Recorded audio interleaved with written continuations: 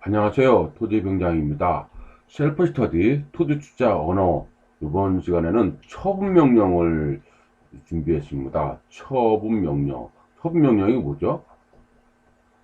농지법을 경제화의 유전의 원칙이 있는데 농지법에서 우리 많이 까다롭게 하잖아요. 그래서 농업인만이 농사를 지어야 되는데 불법 농지라든지 잘못된 농지가 있지 않습니까? 그런 경우는 처분을 해라. 이거죠. 그러니까 농업인도 아닌데 뭐하러 갖고 있냐. 처분해라. 그거를 이제 명령을 하고 얘기를 한 겁니다. 좀 명령을 한 어감이 좀 안 좋죠. 처분 명령을 하는 것이. 근데 어쨌든 농지법상에서 처분 명령이 있기 때문에 처분 명령에 대해서 어떤 내용인지. 근데 우리가 가만히 들어보면은 어떻습니까? 주변에 처분 명령을 받았다고 하시는 분들을 보셨나요? 이제 더 얘기하면 초분명 때문에 죽겠습니다. 아주 괴롭습니다. 그런 얘기 들어보셨나요? 의외로 우리가 보기에는 어떻습니까? 농지를 제대로 활용하지 못한 사람이 많은 것 같은데 왜 주변에서 이런 말들이 안 들릴까요? 초분명령을 하는 것이. 그러니까 쉽게 얘기해서 초분명령 많이 사례가 나올 것 같은데 왜 안 나왔을까요? 뭐 여러 가지가 이유가 있겠지만은 이 농지과가 담당이 어려워서 너무나 많으니까 그럴 수도 있고 여러 가지 이유가 있겠죠. 근데 왜라는 거를 why 한번 생각해 보는 것도 우리가 좋은 투자 인사이트를 구축하는 게 도움 될 것 같습니다. 있겠고요. 이번에는 이제 처분명령에 대해서 얘기하는데 여기 보니까 뭐라고 되어 있습니까? 처분명령, 이행강제금. 이게 뭡니까? 처분명령을 했는데 제대로 지켜지지 않으면 이행강제금을 연 1회 계속 부과 징수하겠다. 그 뜻이 있겠죠? 이제 어떤 내용인지 하나씩 보도록 하겠습니다. 이렇게 있고요. 이제 클릭해서 보도록 하겠습니다. 쭉 보면은 이제 처분 명령에 대해서 나왔습니다. 오늘은 이제 처분 명령에 대해서 정리합니다. 물론 그 날짜가 이렇게 되어 있지만은 이 당시에 처음을 게시한 거예요. 하지만 지금 현재 2023년 8월 기준으로 다시 정리한 겁니다.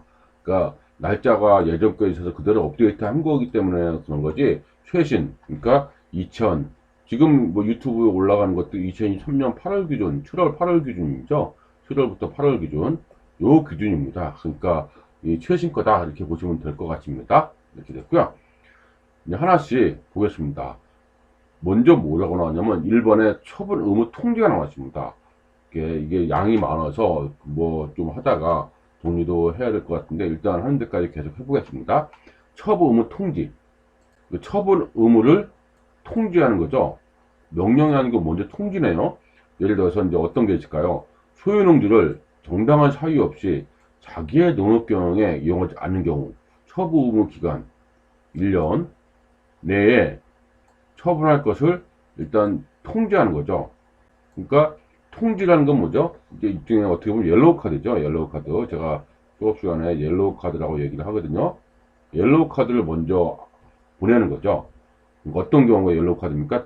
수농지를 정당한 사유 없이 농수진 다 받고 농업 경영계에서 냈는데 정당한 사유 없이 임대하거나 휴경하거나 사용되면 안 되죠. 주말체험 영농, 전용 허가 농지를 목적대로 하지 않는 경우도 있고, 어쨌든 상수 이농민 소유상을 초과해서 소유한 경우도 있고, 어쨌든 뭡니까? 농지법을 위반하는 거죠. 그런 경우는 일단 1년간의 기간을 줍니다. 바로 처분명령 때리는 게 아니라 1년간을 처분명령 유예를 준 거죠. 그러니까 농사를 빨리 지어라. 어떻게 보면 뭡니까? 이게 독려한다. 그렇죠? 처분명령 농업 경영계 시대로 뭘 하라? 빨리 농사를 지어라. 그런 거를 독려한다고 보시면 될 것 같아요. 그렇겠죠? 그래서 의무 통지가 이렇게 됐고, 그 다음은 이제 두 번째 뭡니까? 처분명령 유예가 나오죠? 처분명령 유예는 뭡니까? 처분 의무 통지를 받은 농지 소유자가 통지를 받았어요. 소유자가 해당 농지를 자기의 농업경영에 이용해요. 이제 농사 지었다.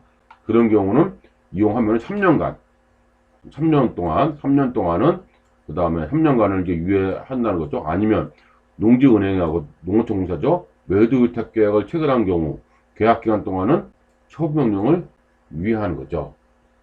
그러니까 바로 명령 때리는 게 아니라, 민주주의 국가니까 바로 때리는 게 아니라, 아, 농사를 짓는다. 그러면 이제 농사를 짓기로 한다. 그럼 3년간.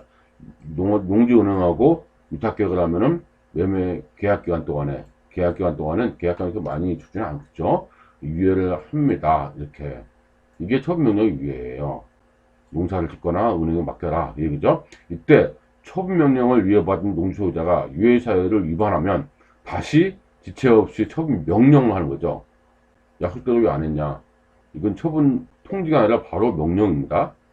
처분명령 없이 유예기간이 지난 경우 처분 의무는 그 유예기간 이제 3년이 지나갔어요. 그러면 소멸된다. 이 얘기죠. 또한 처분명령을 받은 농지소유자는 농어촌공사에다가 매수 청구할 수 있다. 왜냐하면 처분할 때 받았는데 처분을 받았잖아요. 그러면 이걸 매도를 해야 될 거 아닙니까? 매도를 해야 되는데 매도가 안 될 경우 있을 거 아니에요. 뭐 땅에 뭐 여러 가지 이유가 있다든지 잘 안 팔린다든지 여러 가지 이유가 있겠죠. 그런 경우는 매수 청구도 할 수 있다고 되는 거죠. 요 내용을 잘 아셔야 될 겁니다. 여기서 보이지 않는 투자 인사이트도 상당합니다. 아까 조금 전에 제가 뭐라고 했습니까? 왜 처분명령을 우리가 농지법 위반은 그렇게 많을 텐데 왜 신문상이라든지 주변에 나는 처분명령을 받아서 뭐 우리말로 못 살겠습니다. 아주 억울합니다. 이게 뭡니까? 뭐 법에 호소하겠습니다. 그런 거 많이 있어야 될 것 같은데 의외로 우리 주변에 많이 못 듣지 않나요? 그 이유가 여기 있다는 거죠. 왜? 농사 바로 지으면 되잖아요. 아니면 뭡니까? 외도계약을 체결하거나 아니면 뭐합니까? 안 되면 매수 청구하시거나 물론 공시지가로 하겠죠. 매수 청구는. 매수 청구 공시지가 이제 기준을 하겠죠. 물론 감정도 있겠지만은 뭐 원하는 금액은 아닐 수도 있습니다. 그렇죠? 오히려 하나의 팁을 얘기하자면은 오히려 뭐예요? 내가 농지가 있는데 안 팔리는 농지가 있을 수도 있지 않습니까? 그러면 어떻게 하라고요? 그냥 팔으라는 거죠. 그렇죠? 파는 것도 방법이 되겠죠. 그 농지은에다가 농어촌공사에다가 파는 방법도 있다. 이렇게 보시면 될 것 같습니다. 더 다양한 사이트가 많이 있습니다. 그렇죠? 그거를 뭐 고수들이나 많은 분들한테 아마 얘기하다 보면은 좋은 얘기가 많이 나올 수 있을 겁니다. 이렇게 있죠? 이런 게. 그 다음 처분명령입니다. 처분명령 세 번째. 처분명령입니다. 처분 의무 기간 내에 처분 대상 농지를 뭐라고 했습니까? 처분하지 않을 경우는 뭡니까? 6개월 이내의 기간을 정해서 6개월 이내의 기간을 정해서 농지 소유자에게 처분을 명령합니다. 6개월 조금 전에 1년간은 처분명령 유예를 했죠. 처분명령을 때리고 그 다음에 뭡니까? 통지 옐로우 카드가 됐죠. 그 다음 이제 3년간 하면 유예. 이걸 안 지켜지면은 처분명령. 명령은 뭡니까? 레드카드죠. 레드카드. 이건 반드시 해야 되는 상황입니다. 그러니까 처분 의무 기간 내에 처분 대상 농지를 처분하지 아니한 경우, 그렇죠? 처분하지 않은 경우 처분 의무 기간 내에 뭐 했잖아요. 그 처분명 유예를 이렇게 처분명령을 처분 통지를 했는데 그때까지 처분하지 않을 경우, 농사를 짓거나 처분하지 않을 경우는 뭡니까? 정해서 이렇게 거짓이나 부정한 방법으로 농지증 발급받았는데 농지를 소유한 것을 본 거예요. 이때 이제 시장구청장이 인정한 거죠.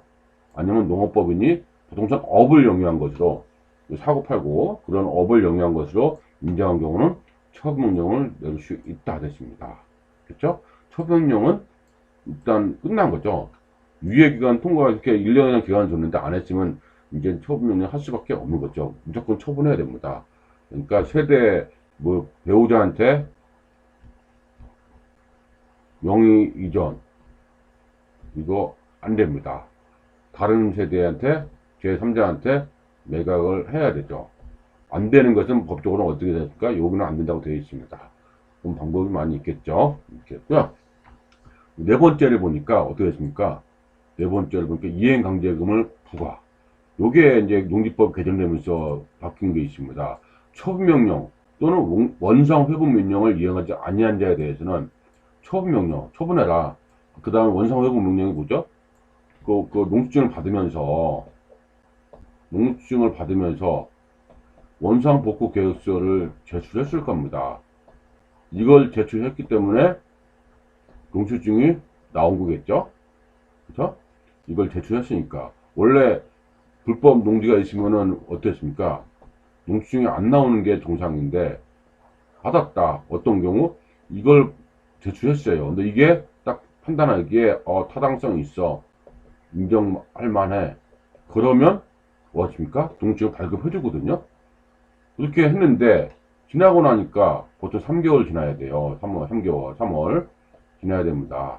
요즘, 예전 6개월, 요즘 3월 지나서 뭐 확인합니다. 그래서 이유가 있으면 뭐 연장을 해주겠죠. 당연히.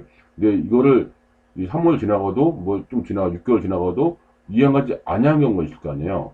그때는 이행 강제금을 부과합니다. 그 아니한 자에 대해서는 그래서 처분명령 하라. 그래서 어떻게 하냐. 해당 동지 감정가액이라든지 공시지가입니다. 공시지가. 공시지가 더 높은 것 중에서 예전에 20%였거든요. 20%.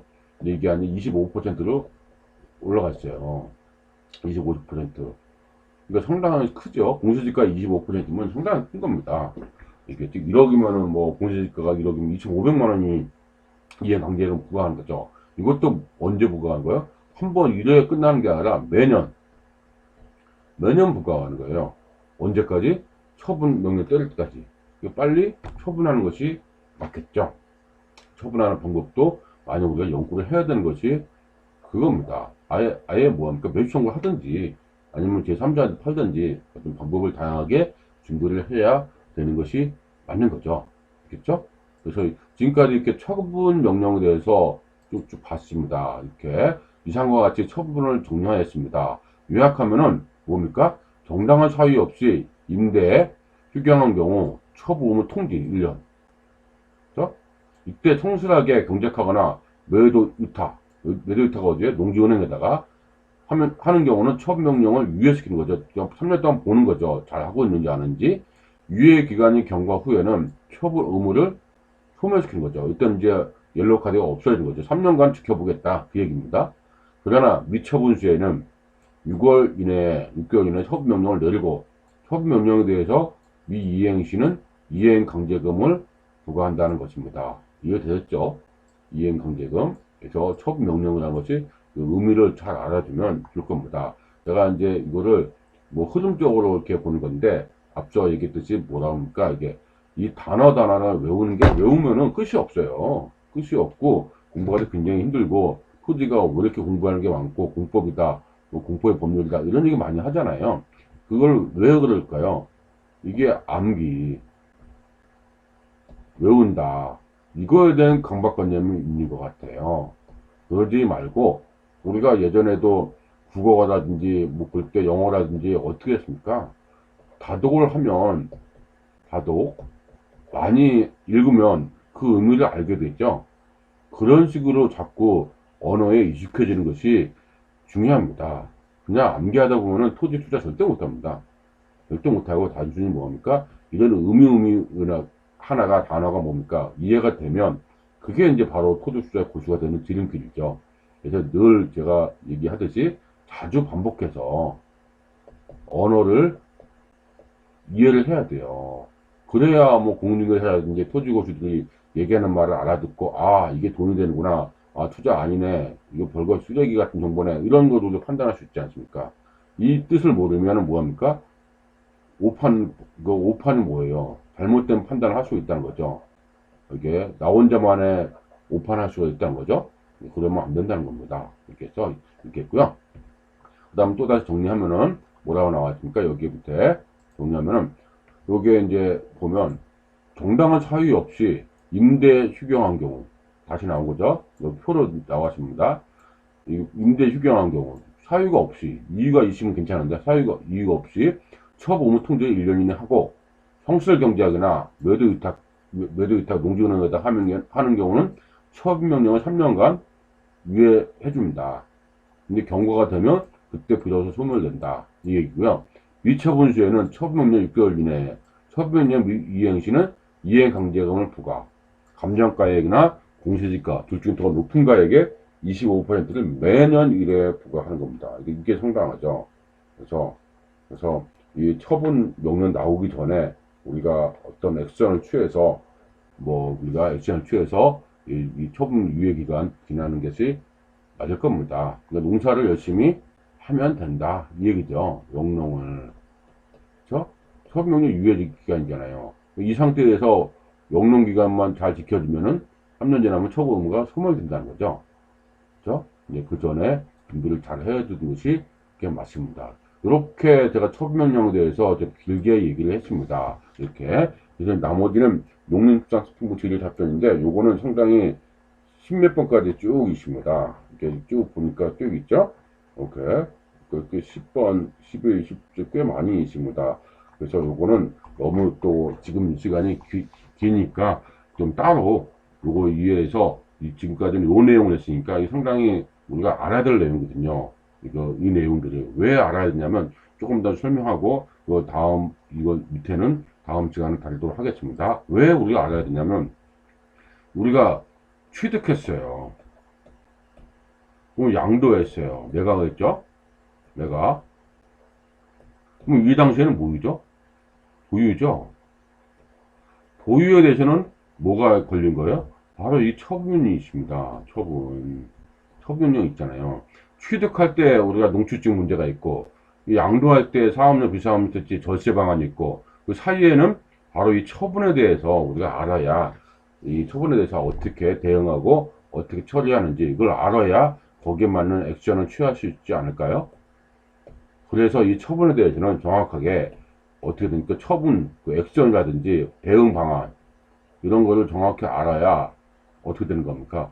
취득해서부터 보유하고 양도까지 논스톱으로 투자할 때 진행할 수 있는 거겠죠. 이거 취득할 때 열심히 했는데 이 보유기간을 이해를 못하면 고생 하시겠죠. 양도할 때도 상당히 어렵고 그렇잖아요. 강제 처분할 수도 밖에 없는 그런 상황이 될 수도 있는 거 아닙니까? 그래서 이 처분에 대해서는 실전에서도 이 실전 실무에서 다양한 인사이트가 꽤 필요할 겁니다. 이거 말 그대로 고수들의 팁이 필요하다는 거죠. 그래서 이거를 실무적으로 온라인에서는 좀 어려운 내용들이 좀 있어요. 그런 것들 잘 이해해서 정리하시면 될 것 같습니다. 그래서 이 내용은 다음 열 몇 가지 질의응답을 알기 위해서는 이 내용을 자주 반복해서 무슨 내용인지 알아야 될 겁니다. 왜냐면 보유 때 낭패 겪으면 안 되니까요. 그렇죠? 네.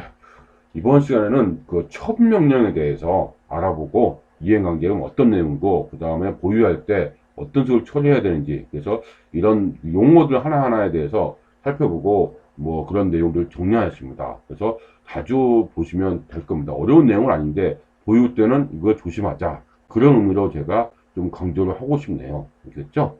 네. 이번 시간에는 처분명령에 대해서 이행강제금 어떤 내용적인 거죠. 질의응답이 아니라 내용을 가지고 설명한 시간이었습니다.